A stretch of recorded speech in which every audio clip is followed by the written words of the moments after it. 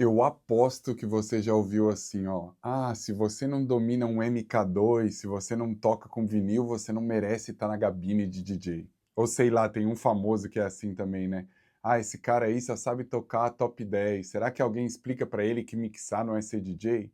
Pois é, essa aula de hoje é exatamente para quebrar esse mito, que qualquer pessoa sim pode ser DJ, inclusive você.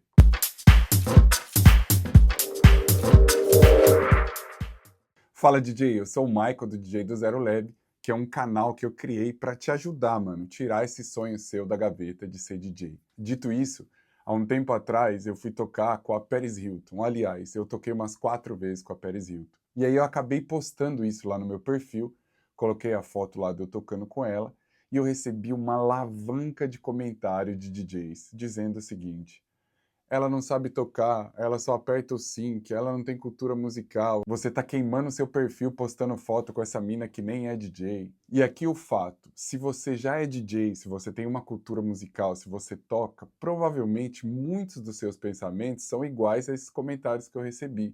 Por quê? Porque você tem uma frustração de dizer o seguinte: olha só, eu tenho cultura musical e não toco, eu tenho cultura musical e tô aqui tocando no barzinho da minha esquina e não consigo alavancar os meus shows. Então isso é um preconceito, às vezes, no seu subconsciente. Já que se você ainda não é DJ, mas tem curiosidade em como ser DJ, você fica pensando assim, você tá doido, cara, eu gosto de música, mas eu não entendo nada. Como que eu vou competir com essa galera que já tem cultura? Como que eu vou competir com essa galera que toca com vinil? Como que eu vou começar? Eu vou ser julgado, as pessoas vão falar de mim. Como que eu vou sair do CLT e me tornar um DJ aculturado, vamos dizer assim? Esses são pensamentos que vêm na sua cabeça também. E qual que é a consequência disso? A consequência disso é você acabar abandonando o seu sonho, mesmo que seja um sonho de hobby, você acaba abandonando isso por medo de julgamento, coloca esse sonho ali na gaveta e deixa ele lá mofando. Mas a minha missão aqui nessa aula hoje é quebrar de uma vez por todos esse preconceito, tanto da parte de quem já toca, tanto da parte de quem gostaria de tocar.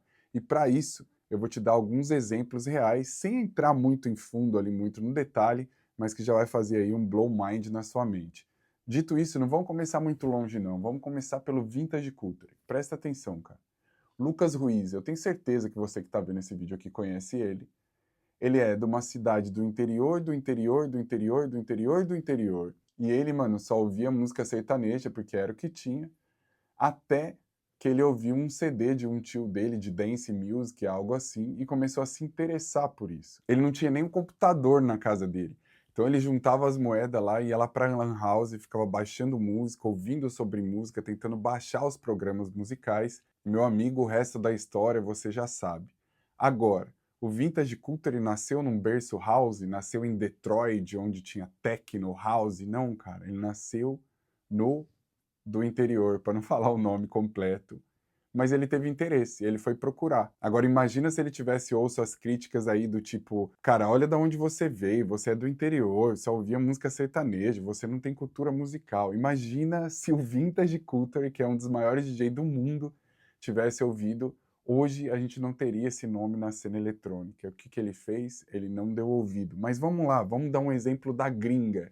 Jimmy Jones, um dos maiores DJs de house do mundo, cara. Diga-se de passagem, um dos meus DJs favoritos.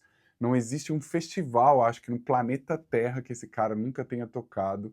Ele tem uma vibe super boa, uma seleção musical sinistra e o cara é super, super respeitado no meio. E aí você deve pensar assim, nossa, esse cara nasceu no berço da música, né? Quando ele nasceu, o pai dele já estava ali com o Ableton fazendo um beat com a batida do coração do cara. Não.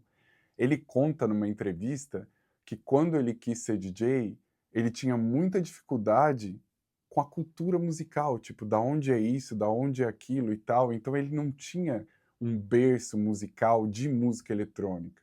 E ele conta que ele separou um verão da vida dele e ele entrou num site que você deve conhecer, que chama Beatport, e ele começou a estudar os estilos da música. Ele disse que quando ele gostava de uma música, ele ia no estilo da música, entrava lá, fazia um filtro lá dentro do Beatport, e até desde o primeiro ano, ele pegava até a primeira track que foi lançada naquele estilo e ia ouvindo. E ele contou que ele fez isso um verão inteirinho. Ou seja, ele construiu a cultura musical dele, cara. E eu vou te colocar um exemplo ainda bem mais perto, bem mais próximo de você. Eu mesmo venho de uma cidade de 9.000 habitantes. Aliás, eu morava no sítio, depois eu mudei para essa cidade, onde só existiam duas rádios, uma AM e uma FM. Eu tinha zero noção do que era uma música eletrônica.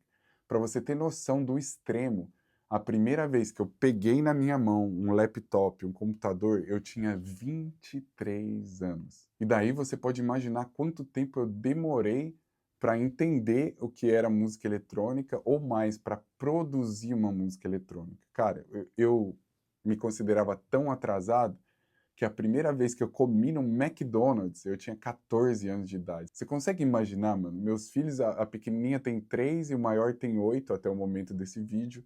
Todo domingo a gente vai no McDonald's, coisa que para mim era irreal. Agora, se eu tivesse pego todo esse preconceito, e olha que teve muito preconceito, e tivesse desistido, eu teria todas as desculpas do mundo para fazer isso. Ah, mano, eu peguei no computador, eu tinha 23 anos de idade, eu tava tarde para fazer aquilo, eu não tenho cultura musical, eu nasci numa cidade que só tinha rádio AM e FM. Você acha que eu vou poder competir com os maiores DJs, para quem tem cultura, para quem toca com MK2, para quem isso, para quem aquilo? Eu poderia ter me sabotado, mas eu decidi não fazer isso. E graças a eu ter decidido a não dar ouvido a esse tipo de coisas, eu já toquei em mais de 30 países do mundo e já toquei com os maiores nomes da música eletrônica. E quando eu digo maior, cara, não é o maior nacional, é o maior mundial. Eu já toquei com o pai do techno, que é o Sven Vath. Eu já toquei com o Luciano, já toquei com Black Coffee várias vezes, já toquei com Bob Sinclair várias vezes. E, mano, seria uma lista infinita aqui. O que eu quero que você aprenda nessa aula aqui hoje é o seguinte, que só o fato de você ser um ser humano racional, você já é criativo.